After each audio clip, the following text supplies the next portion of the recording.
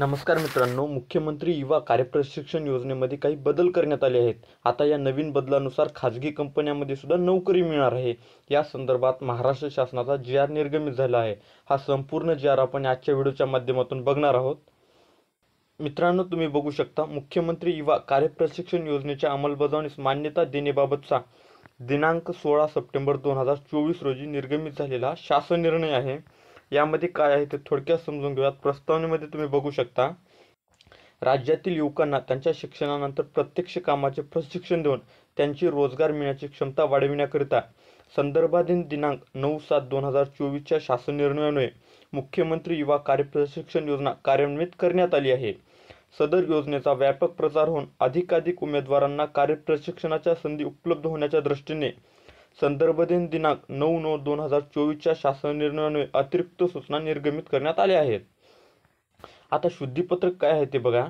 संदर्भाधीन दिनांक 9/9/2024च्या शासन निर्णयातील अनुक्रमांक 6 येथील प्रथम परिच्छेद वगळण्यात येत असून त्याऐवजी पुढील परिच्छेद समाविष्ट करण्यात येत आहे. उद्योगआधार, उद्योग उद्यम यांच्याकडे नोंदणीकृत असलेल्या सूक्ष्म, लघु व मध्यम उपक्रमातील MSME आस्थापनांना खालील प्रमाणात उमेदवार कार्यप्रशिक्षणासाठी रुजू करून घेता येणार आहे.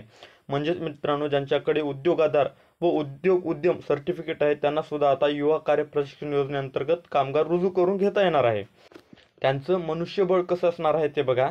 ज्यांच्याकडे किमान 10 मनुष्यबळ आहे त्यांना 1 उमेदवार व 11 ते 20 ज्यांच्याकडे मनुष्यबळ आहे त्यांना 2 उमेदवार, अशा प्रकारे हे मनुष्यबळ असणार आहे. उद्योग उद्यम यांच्याकडे नोंदणीकृत MSME आस्थापनातील कार्यरत मनुष्यबळांची संख्या 20 पेक्षा अधिक असलेल्या उत्पादन, मॅन्युफॅक्चरिंग व सेवा सर्व्हिस क्षेत्रातील आस्थापनांना त्यांच्याकडील कार्यरत मनुष्यबळांच्या अनुक्रमे 10% व 20% उमेदवार कार्यप्रशिक्षणासाठी रुजू करून घेता येणार आहे. वरील सुधारणेनुसार उमेदवार रुजू करण्यापूर्वी संबंधित आस्थापनात होत असलेल्या कामकाजाशी संबंधित शैक्षणिक अर्हता, कौशल्य रुजू होणाऱ्या उमेदवाराकडे आहे किंवा नाही याची खातरजमा संबंधित सहाय्यक आयुक्त, जिल्हा कौशल्य विकास, रोजगार व उद्योजकता मार्गदर्शन केंद्र यांनी करून त्यास मान्यता द्यावी. त्यानंतरच उमेदवारांना संबंधित आस्थापनेत रुजू करून घ्यावे.